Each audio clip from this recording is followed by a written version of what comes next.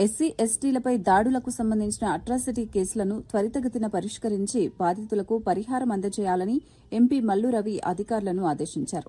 జోగులాంబ గద్వాల జిల్లా కలెక్టర్ కార్యాలయంలో నిర్వహించిన జిల్లా షెడ్యూల్డ్ కులాల తెగల విజిలెన్స్ మానిటరింగ్ కమిటీ సమావేశంలో ఆయన మాట్లాడారు.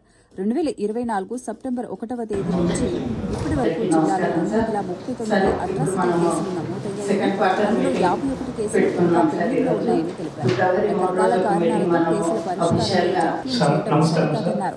బాధితులకు పరిహారం అందించడంలో ఆలస్యం జరగకుండా చర్యలు తీసుకోవాలని సూచించారు. స్పెషల్ పబ్లిక్ ప్రాసిక్యూటర్లు ప్రత్యేక చొరవ తీసుకుని కేసుల పరిష్కారానికి కృషి చేయాలని కోరారు.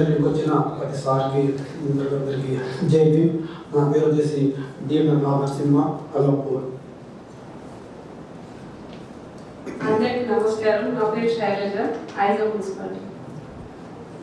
అందరికీ నమస్తే సార్. నా పేరు Suresh Nayak, KTR madam. This is Ministry Public Prosecutor, Special Public Prosecutor, SCST Court, sir.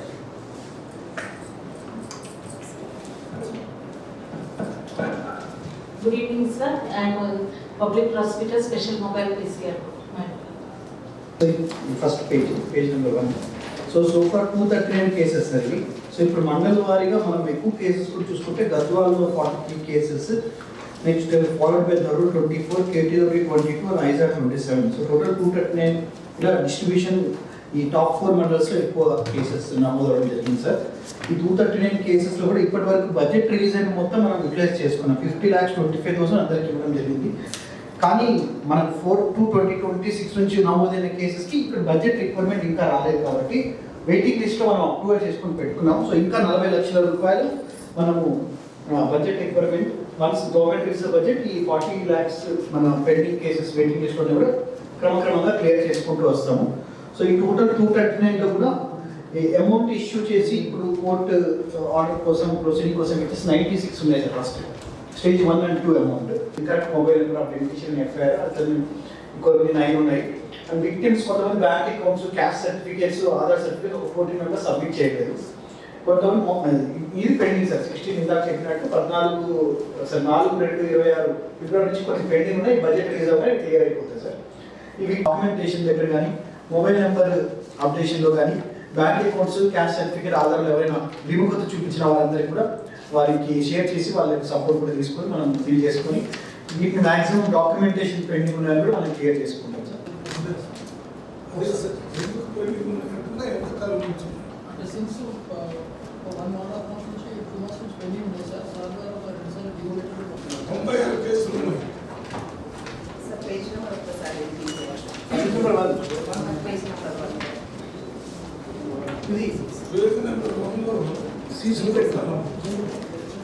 ఏ స్టేజ్కి ఎంత డబ్బులు వస్తాయో చెప్పండి, ఐడియా ఉంది కదా?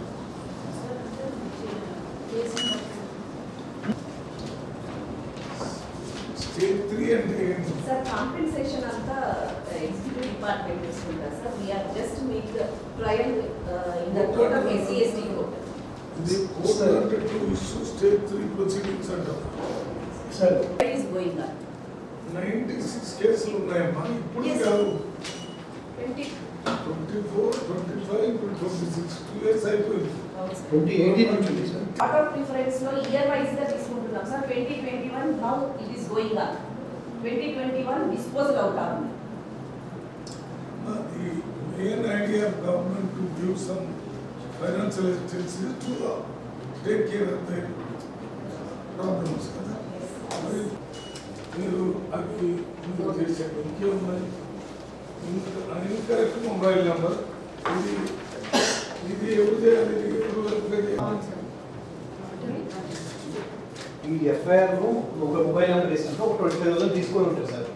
రెండోది ఛార్జ్ షీట్ ఫైల్ చేసిన తర్వాత మళ్ళీ వాళ్ళకి డబ్బులు ఇద్దామని వాళ్ళకి ఫోన్ చేసి వాళ్ళ బ్యాంక్ నెంబర్ అడుగుదామంటే వాళ్ళ ఫోన్ నెంబర్ మార్చేస్తున్నారు.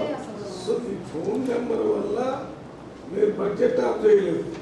వాడు కరెంట్ క్లియర్ 16కి క్లియర్ చేసి రెడీగా ఉన్నాయి. బడ్జెట్ రాగానే ఇస్తాం.